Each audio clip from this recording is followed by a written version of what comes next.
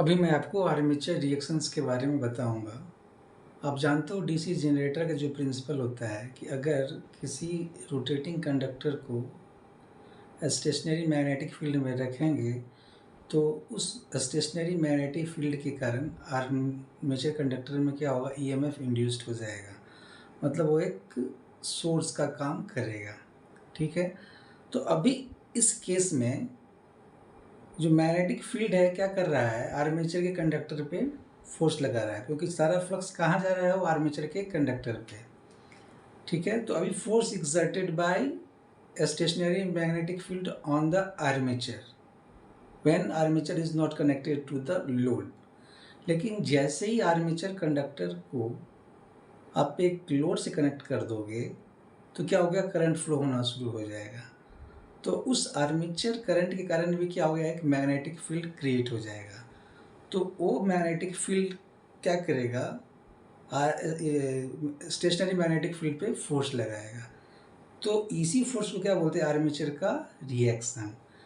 तो अगर आपसे पूछा जाए आर्मेचर रिएक्शन क्या है, तो आप क्या बताएंगे कि force exerted by armature current on the main field flux is known as armature reaction. इसका दो इफेक्ट होता है। क्या होगा, ये एक डीमैग्नेटाइजिंग इफेक्ट और एक क्रॉस मैग्नेटाइजिंग इफेक्ट। डीमैग्नेटाइजिंग का मतलब क्या हो गया, जो मैग्नेटिक फील्ड इसको जो मिल रहा था उसको क्या करेगा, वो कम कर देगा। क्योंकि वो जो फ्लक्स आर्मेचर करंट के कारण जो फ्लक्स होगा वो क्या करेगा, मेन फ्लक्स को क्या करेगा, अपोज करेगा। तो जो नेट फ्लक्स होगा वो क्या होगा, घट जाएगा। अगर फ्लक्स घटेगा तो जनरेटेड ईएमएफ जो कि फ्लक्स पे डिपेंड करता है वो कम हो जाएगा।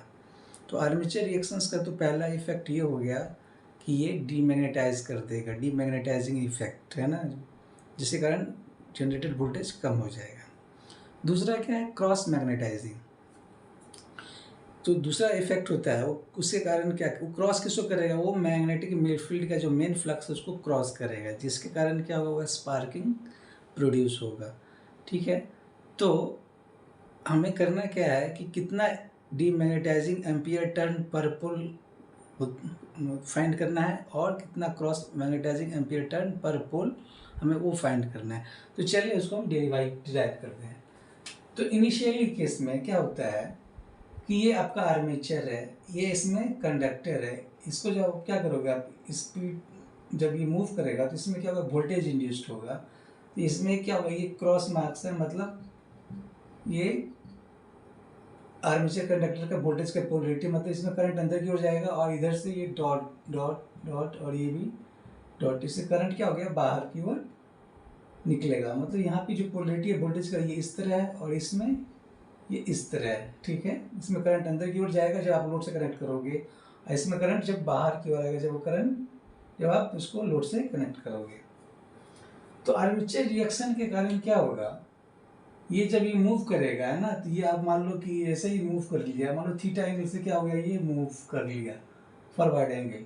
ठीक है, तो जैसे ये मूव करेगा तो ये जो आपका पहले क्या था, क्रॉस था, तो अब ये क्रॉस वाला अब यहाँ पे आ जाएगा, तो ये क्रॉस हो गया और ये भी क्रॉस हो गया। ठीक है, अब ये जो इस तरह मूव कर रहा है ना, अब ये वाला जो डॉट था, मतलब ये डॉट ये इधर आ जाएगा।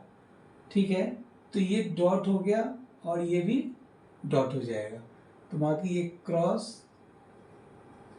ये डॉट और ये डॉट और ये डॉट। ठीक है, तो जैसे ही आर्मेचर का जो कंडक्टर है ये थीटा एंगल से जो है, थीटा एम एंगल से क्या हो गया, वो आगे की ओर मूव करेगा, फॉरवर्ड किया। तो इसमें जो कंडक्टर होगा वो कितना कंडक्टर होगा, तो एक चीज़ मैं बता दूँ आपको कि ये जो करंट है इसमें क्या अंदर की ओर जा रहा है और इधर करंट बाहर की ओर जा रहा है। तो अब जब जानते हो कि जब मैग्नेटिक फील्ड क्या होगा, वो ये इस तरह है ना, ये आपका मैग्नेटिक फील्ड का डायरेक्शन है, नॉर्थ से साउथ है। अब ये वाला कंडक्टर जो है, करंट इसमें इस तरह जा रहा है, तो इसका मैग्नेटिक फील्ड क्या होगा, इस तरह होगा। क्लियर, और इसका भी क्या होगा, वो इस तरह करेगा, मतलब ठीक इसके अपोजिट होगा। मतलब ये क्या कर रहा है, जो मेन फील्ड है उसको क्या कर रहा है, ये अपोज कर रहा है। उसी तरह नीचे वाला जो कंडक्टर है, इससे करंट क्या हो रहा है, ये बाहर की ओर जा रहा है। तो बाहर करने का मतलब क्या हो गया, फ्लक्स इस तरह हो गया, ये भी फ्लक्स है ना, ये भी क्या देख रहे हो कि ये फ्लक्स को अपोज कर रहा है। तो ये जो कंडक्टर होगा इसी को बोलेंगे हम डीमैग्नेटाइजिंग कंडक्टर, क्योंकि ये फ्लक्स को क्या कर रहा है, ये अपोज कर रहा है। तो हमें यही फाइंड करना है कि कितना कंडक्टर जो है वो डीमैग्नेटाइजिंग है। ठीक है, तो अब ये बताओ,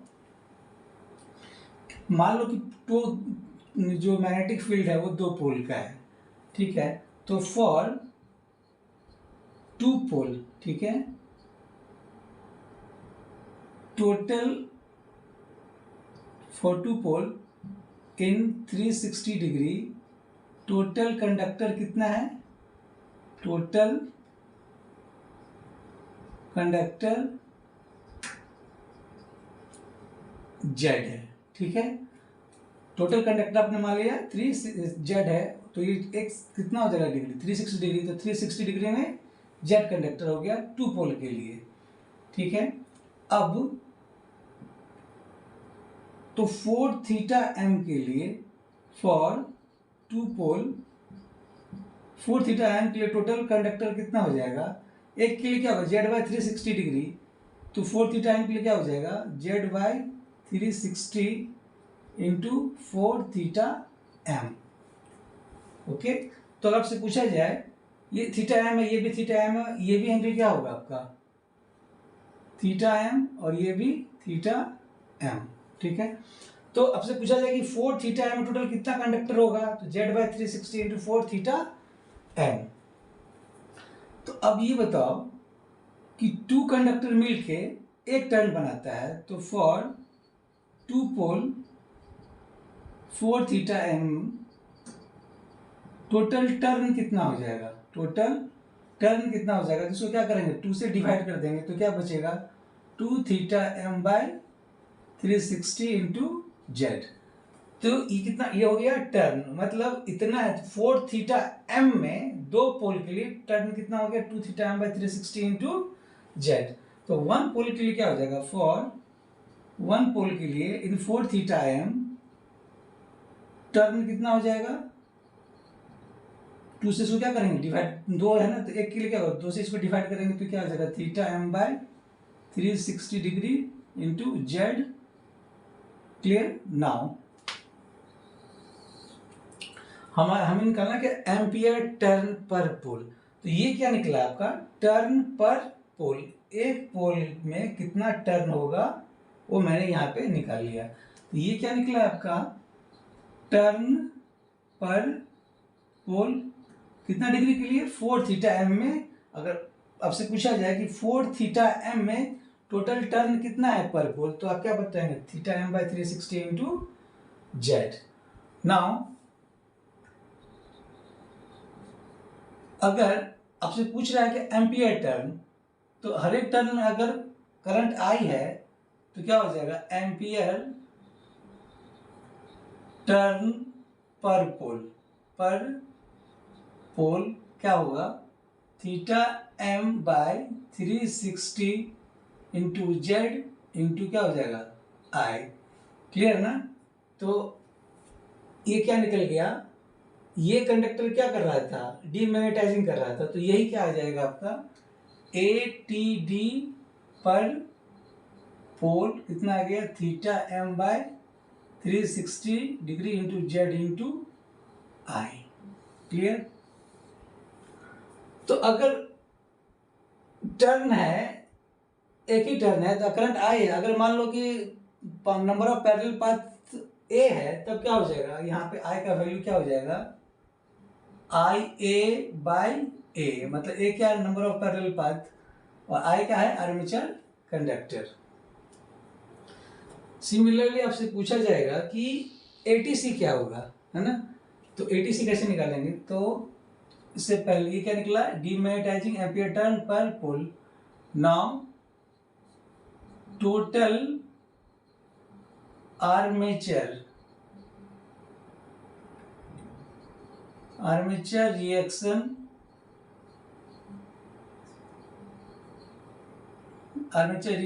एम्पियर टर्न पर पोल। ठीक है, तो अगर मान लो let total number of pole क्या है, टोटल नंबर ऑफ पोल क्या है, P है, क्लियर। तो P पोल के लिए for P pole number of conductor कितना है, नंबर ऑफ कंडक्टर Z है, ठीक है। तो वन पोल के लिए क्या हो जाएगा, number of conductor Z by P, number of conductor, ठीक है। और आप जानते हो कि दो कंडक्टर मिलके एक टर्न बनाता है, तो वन पोल के लिए नंबर ऑफ टर्न क्या होगा पर पोल, तो इसको क्या करेंगे 2 से डिवाइड कर देंगे, तो क्या हो गया Z बाय 2P। तो ये क्या निकला, टर्न पर पोल। ये टोटल आर्मेचर रिएक्शंस का, आर्मेचर रिएक्शन दो पार्ट में डिवाइड हो गया, डीमैग्नेटाइजिंग और क्रॉस मैग्नेटाइजिंग। ये डीमैग्नेटाइजिंग है और ये टोटल आर्मेचर रिएक्शन है। तो आर्मेचर रिएक्शन एम्पियर टर्न जो होगा sum of demagnetising ampere turn plus cross magnetising ampere turn. तो इफ I is current